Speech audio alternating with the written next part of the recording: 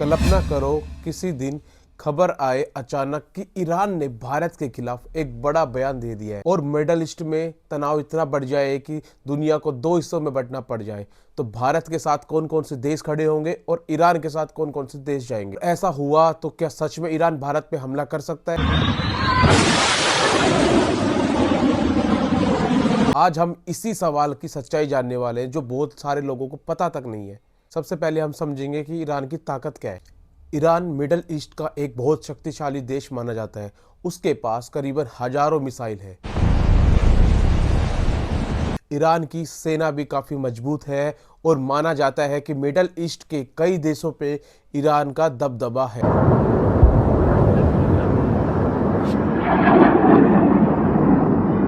और यही वजह है कि दुनिया के बड़े बड़े देश ईरान को हल्के में नहीं लेते हैं और यही वजह है कि इजराइल का साथ देने के लिए अमेरिका आया है, क्योंकि इजराइल को भी पता है आमने सामने की टक्कर में ईरान उसको तबाह कर सकता है, बहुत ज़्यादा नुकसान पहुंचा सकता है, इसलिए उसने अमेरिका का साथ चुना।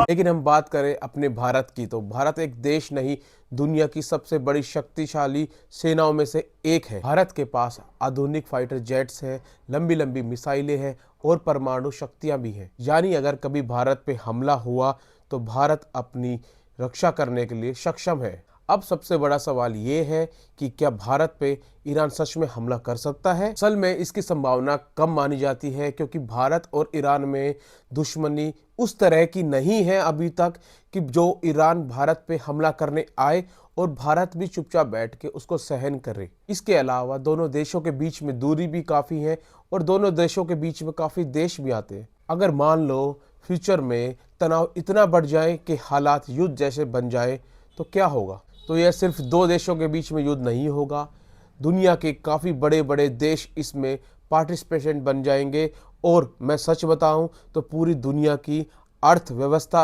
हिल जाएगी, डामाडोल हो जाएगी, जिससे कि पूरी दुनिया पे बहुत नुकसान और काले बादल छा जाएंगे संकट के। दोस्तों, सच ये है कि अभी ईरान का भारत पे हमला करना फिलहाल नामुमकिन सा दिखाई दे रहा है, लेकिन दुनिया की राजनीति में कभी भी अचानक कभी भी कुछ भी बदल सकता है। अब आप बताइए, कभी अगर तनाव बढ़ भी जाता है, ईरान ने भारत पे हमला कर भी दिया, तो भारत को किसका साथ लेना चाहिए, रशिया का या अमेरिका का?